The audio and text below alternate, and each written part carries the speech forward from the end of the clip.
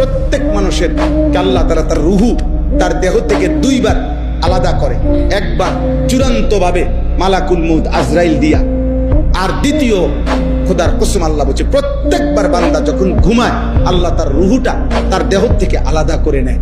আল্লাহ নিজে বলছেন আমি চাইলেই আবার ফেরত দেই, আমি না চাইলে ফেরত দেই। আল্লাহু ইয়াতাওয়াফাল আনফুসা হিনা মাউতিহা ওয়াল্লাতী লাম তামুত ফী মানামিহা ফায়ুমসিকুল্লাতী কাদা আলাইহাল মাউত ওয়া ইউরসিলুল উখরা ইলা আজালিন মুসাম্মা। এরপরে আল্লাহ কি সুন্দর করে বলছে, তবে শুনো বান্দা, প্রতিবার যদিও আমি রুহুটা ফেরত দেই ঘুম থেকে জাগবার সময়, কিন্তু এইটাও ইলা আজালিম মুসাম্মা, একটি নির্দিষ্ট সময় পর্যন্তই ফেরত দিচ্ছি। এই ফেরত দিলেও তুমি ধোঁকা খাইও না যে কোনোদিন আটকাবো না, না সত্যি সত্যি একদিন রুহুটা একবার নেব আজরাইল দিয়া, আর কোনোদিন ফেরত দেব না।